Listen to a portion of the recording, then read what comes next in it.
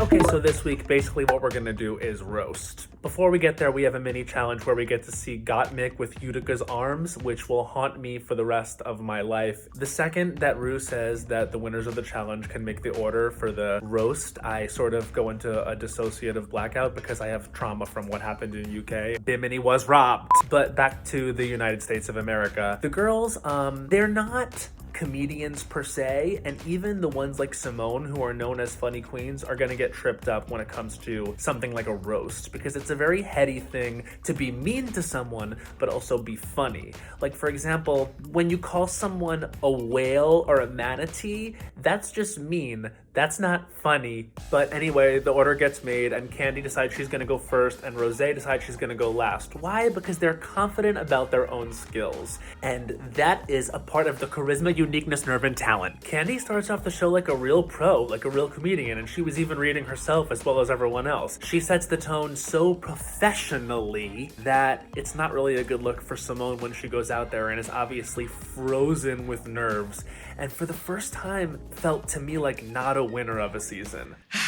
God. I know this has been a Simone stan account, but sort of watching her stand up there and be like, ooh, was hard. I would call what Simone did bombing, but I would call what Utica Queen did nuclear bombing. When Lonnie Love said, "You're the one bombing," she actually transcended the moment for me, and thank God, because we needed some goddamn levity. Utica.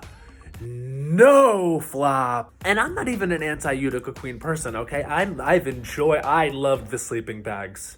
Gottmik killed it. Loved that she took a little dig at how bad Utica's set was but didn't make it the focus. She was like, okay, well, woof. Anyway, moving on to my set. Olivia actually did have a couple good jokes in there. I really liked the fact that Rue signed the Declaration of Independence as parent/guardian. However, the baby voice was sending me to hell. And Rosé crushed it. She didn't even need cards the way I don't need to see any more Utica Queen. I will say this, while Simone sort of bombed the challenge, I thought she looked the best, which didn't save her from the bottom two. She's there with Utica Queen, of course. Doesn't go great for Utica Queen because every time Simone hits that stage, she reminds you that it really doesn't matter. She is it. The song is No Tears Left to Cry by Ariana Grande, which makes Ariana Grande the most lip-synced to artist in Drag Race history, which actually, you know what, Ariana really needed. She really needed that. And so the jester flops out of the competition. We thank her for the goofery, the shenanigans, the buffoonery,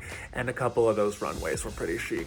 I kind of wish they had kept Tina Burner one more week. It would have been fun to see Tina Burner roast. I mean, that's what Tina Burner does.